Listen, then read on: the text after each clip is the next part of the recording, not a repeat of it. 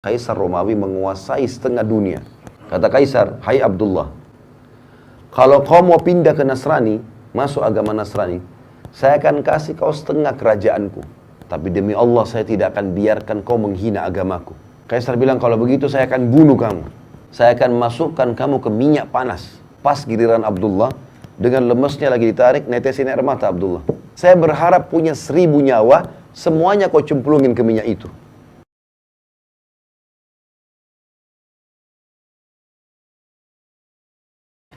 Dari Abu Hurairah radhiyallahu anhu, Rasulullah sallallahu alaihi wasallam bersabda, Allah Subhanahu wa taala berfirman, "Idza ahabba 'abdi liqa'i, ahbabtu liqa'ah, wa idza kariha liqa'i, karihtu liqa'ah."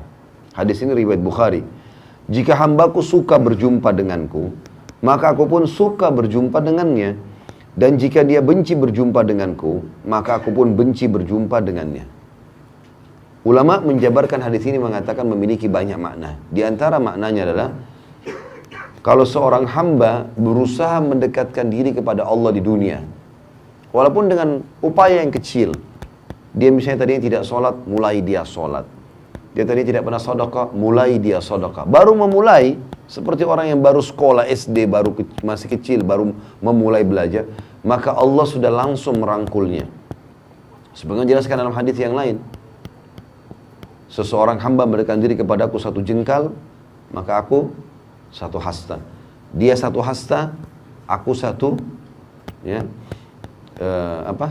depah, ya, atau lengan. Jadi kalau kita 1 jengkal, Allah 1 siku. Kita 1 siku, dia 1 lengan. Artinya upaya sedikit saja, baru kita mulai sholat, ada ketenangan jiwa. Kita rutinitaskan sholat itu, lebih dekat terasa dengan Allah. Lebih peka, oh ini nggak boleh Allah larang, oh ini boleh. Lebih dekat lagi, kita terus ibadah, kita akan lebih suka menangis, rindu dengan akhirat. Sampai pernah ada jemaah bilang sama saya, Ustaz, saya muncul pada jiwa saya perasaan, rasanya rindu sama Allah, pengen mati segera aja. Perasaan ingin segera mati ini, bukan karena dia, bosan dengan dunia, atau karena lagi stres di dunia. Enggak. Memang karena dia merasa, loh ini kebenaran. Saya tuh akan mati, dan mati saya akan ketemu dengan Tuhan saya. Mungkin ini kebahagiaan. Lalu untuk apa berlama-lama di dunia? Dan ini sebenarnya subhanallah muncul dalam jiwa para sahabat. Makanya setiap kali Nabi SAW menjelaskan tentang masalah jihad, masalah mati syahid, mereka selalu di saf pertama. Dan cuma penyampaian, cuma lisan. Seperti Bapak Ibu dengar sekarang. Ini buku kan bisa Bapak Ibu baca sendiri. Saya cuma datang bacain, tapi ada sesuatu yang kita rasakan dalam hati. Ada getaran-getaran iman, oh iya ya, oh ternyata begitu ya. Jadi kita lebih merasa dekat sama Allah. Baru sedikit kita upaya. Kalau makin kita rajin, maka makin luar biasa. Dan penutupan hadis kata Nabi SAW, Allah bilang, dan kalau dia dekatkan diri kepadaku dengan berjalan, aku akan berlari. Artinya memang bahasa yang sangat santun dari Sang Pencipta Allah. Sedikit kita paksakan diri ibadah teman-teman, luar biasa. Udah luar biasa. Dan subhanallah, hamba-hamba Allah yang faham tentang poin ini sangat luar biasa bagi mereka. Nggak ada lagi nilainya dunia ini. Saya coba ceritakan kisah seorang sahabat yang mulia. Namanya Abdullah bin Hudzafa al-Aslami radhiyallahu anhu. Abdullah bin Hudzafa ini jarang sekali orang tahu kisahnya. Tapi beliau punya satu hal, terutama pada saat menghadapi kematian, yang luar biasa. Dia pernah diutus menuju ke negeri Romawi untuk menyerang. Ternyata ditawan oleh Raja Romawi. Dan orang-orang Romawi sudah dengar, ini muslimin ini, kebanyakan orang-orang Arab Badui dari padang pasir, jazirah Arab. Orang miskin, tidak banyak orang kaya di antara mereka. Nanti kalau dibanding orang-orang Romawi dulu, nggak ada kekayaan apa-apa mereka. Tadinya orang tidak ada yang lihat, dianggap orang bodoh, nggak bisa baca, nggak bisa nulis. Sekarang dengan masuk Islam, Islam membawa mereka menyebar ke seluruh dunia. Mereka jadi pemimpin. Dan yang luar biasa didengar oleh Kaisar, keyakinan orang Islam ini mengalahkan kokohnya gunung. Halal, halal, haram, haram. Asal dia sudah belajar, dan dia memang sudah yakin dengan itu, nggak bisa digoyahkan. Sampai mati pun. Maka Kaisar waktu tawan sahabat-sahabat ini, pimpinannya adalah Abdullah bin Hudzafa radhiyallahu anhu. Kata Kaisar, mana pimpinannya? Ini si Abdullah. Dipanggil sama Kaisar di depan teman-temannya semua. Waktu itu kita perlu tahu teman-teman, Kaisar Romawi menguasai setengah dunia. Kekuasaannya ini bukan kayak cuma Indonesia saja. Seluruh setengah dunia ini dikuasai sama dia. Kerajaan Romawi dulu terkenal, Bizantium Romawi. Kata Kaisar, hai Abdullah, kalau kau mau pindah ke Nasrani, masuk agama Nasrani, saya akan kasih kau setengah kerajaanku. Sekarang kau langsung jadi raja. Teman-teman bayangkan kalau kita, ada orang punya 100 miliar, lalu dia bilang, saya kasih kamu 50 miliar, pindah agama. Ya. Mungkin orang-orang yang lemah imannya, 50 miliar, tadinya mungkin 1 juta pun susah dipegang. 50 miliar ini menghayal bagi dia. Pindah agama banyak. Bahkan orang banyak pindah agama karena Indomie. Di Indonesia kan ada begitu. Kasih sembako pindah agama. Atau memperjualbelikan agamanya, berkedok Islam tapi benci Islam. Banyak sekali di Indonesia. Luar biasa benci sama Islam. Macoin segala macam hal. Demi untuk dunianya. Berapa banyak. Abdullah bin Huzaifah ambil pelajaran teman-teman sekalian. Ditawarkan setengah kerajaan Kaisar. Datangkan saksi-saksi. Nih, saksi semua ini bukan main-main. Kamu bilang saya masuk Nasrani, setengah kerajaan. Dari Badui padang pasir orang miskin jadi raja langsung. Berdampingan sama Kaisar. Apa jawaban Abdullah? Kerajaan ditawarkan. Dan ini tidak main-main, serius. Akan dikasih kerajaan. Kata Abdullah, wahai Kaisar, jangankan setengah kerajaan Anda, seluruh kerajaan Anda, seluruh kerajaan Arab dan Ajam, semua kerajaan di muka bumi ini, mau orang Arab, mau orang selain Arab, dan kerajaan Anda pun semuanya kalau saya dikasih untuk meninggalkan agama saya sekejap mata, sekedip mata saja, tarfata'in dalam bahasa Arabnya, tidak akan saya lakukan. Tidak bisa. Ini ngalahin kokohnya gunung, teman-teman sekalian, imannya luar biasa gitu. Sayangnya sebagian kita hanya seperti kerupuk, diketuk pecah, gitu kan. Maka waktu itu Kaisar ini punya anak perempuan, orang bule, ya. Kalau kita sekarang sering ucapkan begitu, yang terkenal kecantikannya, masih gadis, tinggi, putih, cantik, fitnah bagi laki-laki. Sampai banyak raja-raja waktu itu dan para perdana menterinya Kaisar, panglima-panglima perang berharap jadi suaminya perempuan itu. Terkenal sekali. Dikeluarkan oleh Kaisar, dulu di sebelahnya, hai Abdullah, setengah kerajaanku dan nikahi anakku. Ini juga plus lagi, dapat perempuan tercantik di dunia pada saat itu. Kata Abdullah dengan kalimat yang mungkin Kaisar tidak semudah itu memahaminya ya. Tapi orang beriman harus bisa faham. Dia mengatakan Anda menawarkan anak Anda perempuan ini ya, untuk digantikan dengan bidadari yang Allah janjikan untukku di surga. Artinya percuma, nggak mempan. Ya. Maka kata Kaisar, penjarakan orang ini. Instruksinya, jangan kasih makan dan minum. Nggak boleh makan dan minum. Teman-teman, kita kalau nggak makan 2 hari, 3 hari mungkin masih lapar, tapi masih bisa hidup lah. Tapi kalau nggak minum, ini nggak mudah nih. Dari pagi sampai malam kita nggak minum sudah kering tenggorokan. 2 hari, 3 hari bisa meninggal ini. Jangan kasih makan dan kasih minum, di penjara. Dan Kaisar suruh penjaga-penjaga prajuritnya perhatikan. Kalau sudah lemes, sampaikan ke saya. 3 hari, 3 malam, nggak makan, nggak minum. Sampai dikatakan dalam kisah ini Abdullah kepalanya mulai melemas, condong ke kiri, udah lemas gitu, nggak ada minum, nggak ada makan. Lalu pada saat itu kata prajuritnya Kaisar sudah lemas. Kata Kaisar, masukkan babi dan khamr di penjaranya. Sekarang di babi. Ini bukan babi sembarang ya, babi masakannya buat Kaisar. Jadi babi dengan bumbu yang wangi, nampan yang bagus, segala macam, menggoda luar biasa. Dan dalam kondisi dia lapar. Kemudian khamr di kendi yang memang punya Kaisar. Tempatnya itu bukan sembarangan, dari emas. Taruh di situ. Subhanallah, sampai 3 hari ke depan, sampai daging babi itu menjamur, gak disentuh sama Abdullah. Padahal sudah mau mati. Gak bisa. Gitu. Kata prajuritnya, gak disentuh Kaisar. Sampai berjamur tuh babi. Panggil dia, panggil. 6 hari sekarang gak makan, gak minum. Ini luar biasa ini. Lalu kata Kaisar, kenapa kau gak makan dan minum? Kata Abdullah jawabannya, saya tahu dalam agama saya sekarang sudah halal tuh babi dan khamr. Karena saya akan mati kalau saya gak makan. Tapi demi Allah saya tidak akan biarkan kau menghina agamaku. Sama raja dunia dia ngomong ini. Saya demi Allah tidak akan membiarkan kamu menghina agamaku. Kaisar bilang, kalau begitu saya akan bunuh kamu. Tapi bukan bunuh biasa. Saya akan masukkan kamu ke minyak panas. Didatangkan periuk teman-teman sekalian, besar. Bisa nampung 10 orang laki-laki masuk ke dalamnya, karena besarnya. Taruh minyak panas, dibakar. Mendidih minyak itu.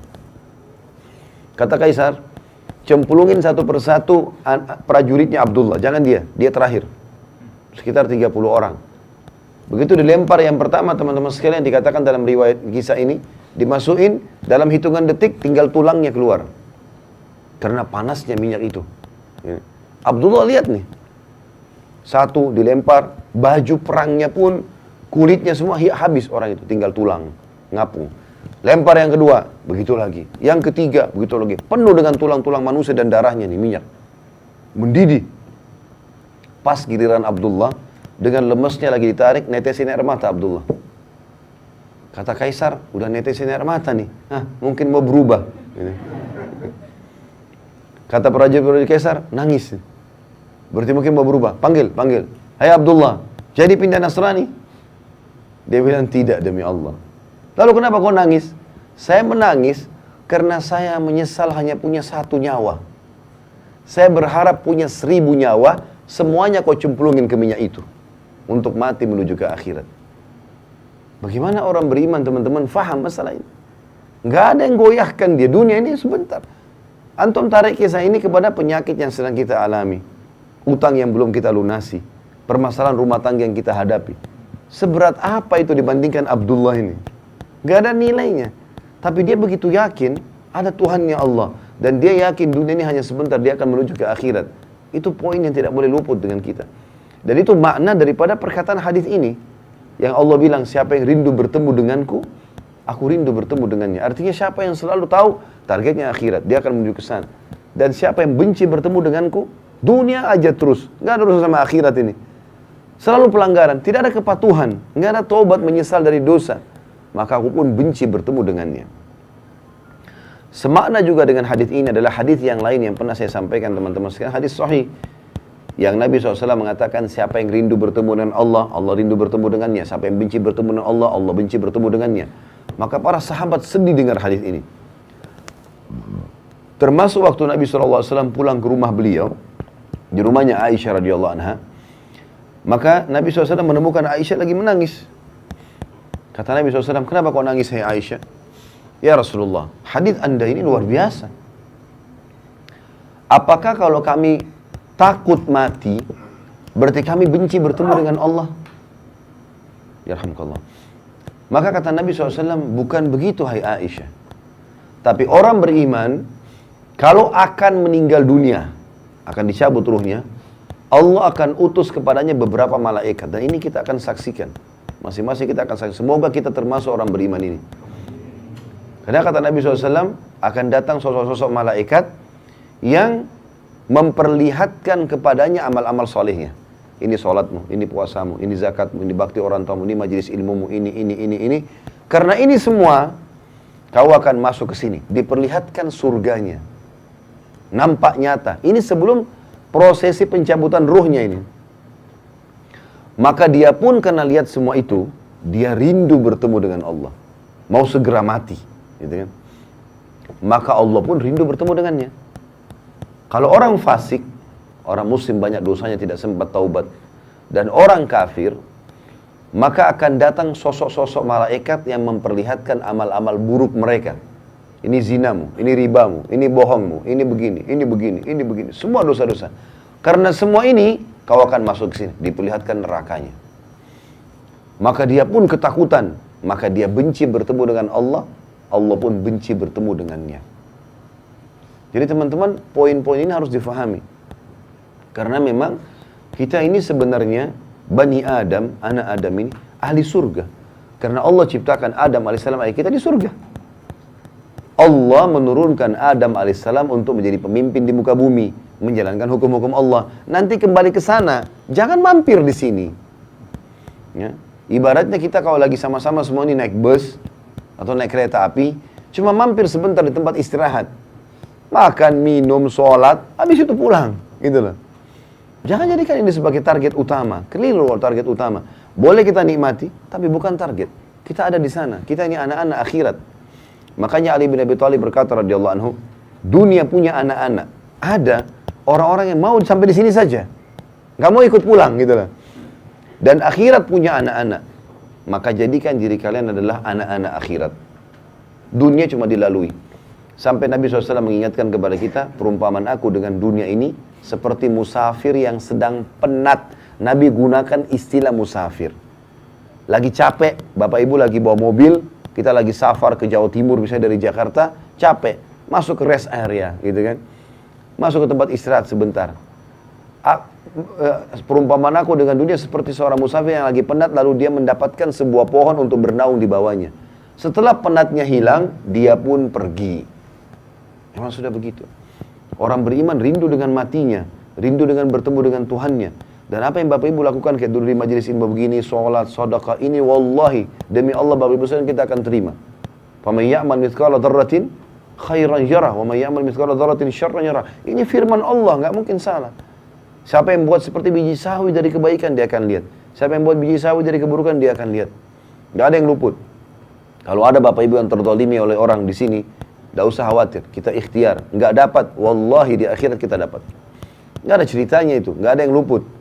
Di mahkamah Allah, nggak ada ceritanya main-main. Sampai dalam sebuah hadis yang lain, kata Nabi SAW, Allah berfirman, demi keperkasaanku dan keagunganku, tidak akan boleh penghuni surga masuk ke dalam surga, selama masih ada penghuni neraka yang punya hak dari dia. Dan tidak akan pernah penghuni neraka masuk ke neraka, selama penghuni surga masih punya hak dari dia. Misal contoh, kita beriman kepada Allah, sholat segala macam, tapi kita pernah zalimi orang kafir. Kita kan tidak boleh zalimi orang, apalagi kalau kafir zimmi misalnya. Orang kafir di bawah naungan pemerintah Islam. Kita nggak boleh teman-teman sekalian, ini tetangga Nasrani, matiin aja lampunya. Tutup aja jalannya, kempesin mobilnya. Haram nggak boleh dalam Islam. Nggak boleh kita ganggu. Apalagi kalau sampai membunuhnya. Kata Nabi SAW, man qatala mu'ahadan lam yari raihatal jannah wa inna riha la tujidu min masirati arba'ina kharifa. Hadis Bukhari. Siapa yang coba-coba membunuh mu'ahad itu orang kafir di bawah naungan pemerintah Islam, atau ada perdamaian damai dengan umat Islam, gitu kan? Maka dia tidak akan mencium bau surga, dan baunya tercium dari jarak 40 tahun. Bau aja enggak, apalagi masuk ke dalamnya. Ini muslim loh. Enggak boleh sembarangan kita buat kekacauan ini, gitu. Nggak boleh kita ganggu mereka. Maka kita harus hati-hati teman-teman sekalian. Yang boleh diperangi hanya kafir harbi. Siapa itu kafir harbi? Orang kafir yang pakai baju perang keluar di medan perang mau memerangi umat Islam. Nah itu kita perangi. Itu pun diperangi apa kata Nabi SAW? Jangan bunuh perempuan, jangan bunuh anak-anak, jangan bunuh orang tua, jangan bunuh orang menyerah. Kalau dia sudah lepas senjatanya jangan ganggu. Dan kalau kalian harus membunuh, bunuhlah dengan cara yang santun. Tusuk mati, selesai. Nggak ada mutilasi, potong kupingnya, cungkil matanya. Nggak boleh. Nggak ada. Orang kalau nyerah lepas. Orang kalaupun dibunuh maka bunuh dengan cara yang baik. Nggak ada dalam Islam bakar. Wah apa segala, nggak bisa. Kalau ada orang Islam yang menggambarkan itu kebodohan mereka. Karena tidak faham hukum agamanya. Sampai kata Nabi SAW, tidak boleh membakar kecuali pemilik api. Allah Subhanahu Wa Taala. Nggak boleh kita menyiksa orang dengan bakar. Contoh itu. Jadi Islam datang dengan luar biasa di sini. Ya. Nggak boleh sembarangan. Nah kalau ada orang kafir kita pernah zalimi, misal bawahan kita orang kafir, udah deh nggak usah kasih gajinya kan kafir, misal, atau ganggu orang atau apalah ya, yang tidak ada hubungannya sama kita, sama kita gitu. Tidak ada hubungannya dengan kesalahan orang lain di dia ya. Seperti kasus Myanmar, orang-orang Muslim banyak yang dibantai di sana. Apakah kita harus bunuh orang yang seagama yang membantu umat Islam di sini? Jawabannya tidak. Nggak boleh. Islam mengajarkan kita objektif. Yang dihukum yang melanggar di sana. Mau rame-rame ke Myanmar silakan. Indonesia jangan diganggu. Nggak ada hubungannya. Dan ini pernah terjadi subhanallah. Di zaman Sultan Muhammad Murad Al-Fatih yang terkenal, ya, yang dapat julukan Al-Fatih, 25 tahun bisa menembus benteng Konstantinopel, bagian Eropanya Turki. Yang kata Nabi SAW kalian akan menembus benteng Konstantinopel, orang Islam gitu kan. Sebaik-baik pemimpin pada saat itu, sebaik-baik pasukan pada saat itu Muhammad bin Murad rahimahullah. Beliau berhasil. Muhammad bin Murad ini di masa kejayaan beliau umat Islam dibantai oleh kaum Nasrani di Spanyol. Sampai ada dikenal dengan Mahkamah Taftish, ya. Habis semua kerajaan Islam di sana, dan bukan cuma itu, pada disiksa, dibakar, dipotong-potong. Kalau Bapak Ibu ketik di Google sejarah tentang bagaimana pengusiran umat Islam dari Spanyol, itu luar biasa gitu, ya. Dan sangat kesulitan, dan sampai sekarang teman-teman di Spanyol tahu tentang cerita itu tentunya. Ini teman-teman sekalian, pada saat itu terjadi, Sultan Muhammad Murad, khalifah yang kuat di Turki, dia keluarkan instruksi, semua Nasrani bunuh. Awalnya begitu. Tapi surat kerajaan tidak boleh keluar, diaplikasikan di lapangan, kecuali sudah lewat mufti. Muftinya pada saat itu kayak kita ketua MUI lah ya. Suratnya dikirim, kata Sultan Murad, bawa ke mufti. Tanya hukumnya. Saya tidak bisa terima umat Islam misalnya dibantai. Bantai juga di sini. Semua Nasrani bunuh. Siksa sebagaimana mereka siksa kita di sana. Gitu loh. Waktu tiba di tangan mufti, muftinya datang ke khalifah langsung mengatakan, wahai Amir Mu'min, kita diperintahkan objektif dalam agama. Yang salah Nasrani yang di sana, bukan Nasrani yang di sini. Nggak ada hubungannya dengan yang di sini. Di sini kita dakwai. Ini mirip dengan perilaku Nabi SAW waktu menghukum wanita yang meracuni beliau di perang Khaybar. Jadi Nabi SAW pernah dikasih racun oleh wanita. Nabi makan, tapi Nabi SAW tidak terlalu berpengaruh pada beliau itu. Tapi ada satu sahabat mati gara-gara itu. Waktu sahabat itu sakit, belum dihukum si wanita pemberi racun. Begitu efeknya ada, mati nih sahabat, maka dipanggil wanita tersebut lalu dipenggal lehernya. Dia sudah membunuh, maka hukumnya dibunuh. Gitu. Seperti itu. Jadi begitu luar biasanya objektifnya Islam. Apa kata Nabi SAW? Kita kembali ke hadis tadi yang saya sedang jelaskan. Kata Allah SWT, demi keperkasaan dan keagunganku, tidak akan masuk surga penghuni surga, selama ada penghuni neraka yang punya hak dari dia. Kalau orang kafir pernah kita zalimi, gak mau kasih gajinya, gak mau gini, gak mau bayar utang segala macam, kita sudah pasti masuk surga nih. Karena amal soleh kita misalnya banyak. Tidak masuk surga kecuali ini sudah selesai dulu. Apa masalahnya sama ini? Pernah utang gak bayar. Baik, nanti Allah akan menilai di akhirat. Utang itu berapa nilainya secara akhirat. Berapa kadar pahala kita. Misal harus 1000 pahala dikurangi 1000 pahala. Bukan dikasih kepada si kafir, karena gak ada gunanya bagi dia. Tapi Allah kurangi itu untuk mengurangi fasilitas kita di surga. Itu kerugian. Gitu kan? Dan kata Nabi SAW, Allah juga berfirman, dan tidak akan masuk penghuni neraka ke dalam neraka, ya, sebelum selama masih ada ahli surga yang punya hak dari dia. Misal kita balik kasusnya, ada orang kafir misalnya zalim, karena ada orang Islam hidup di wilayah dia, kemudian dia zalim, diambillah haknya, tidak dikasih gajinya, apalah orang Islam ini dizalimi. Ini orang kafir, mati masuk neraka dia sebenarnya. Tapi Muslim tadi masih punya hak dari dia.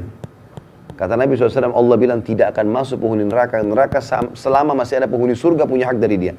Ditangkan si kafir, apa kezalimannya? Misal dia zalim pernah tidak kasih gaji. Berapa kadarnya? Setelah akhirat, itu Allah lebih tahu hitung-hitungannya. 1000 misalnya. Maka ditambah 1000 pahala kepada si Muslim untuk meninggikan derajatnya di surga. Si kafir nggak ada gunanya untuk diambil dari dia. Maka begitu luar biasanya hisab pada hari kiamat, saudaraku sekalian. Dan ini semua sekali lagi fakta yang akan kita lalui. Sebagaimana Bapak Ibu jalan tadi ke sini, sebagaimana kita dari bayi sampai sekarang kita lalui fenomena kehidupan ini, begitu juga di akhirat loh. Ada semuanya.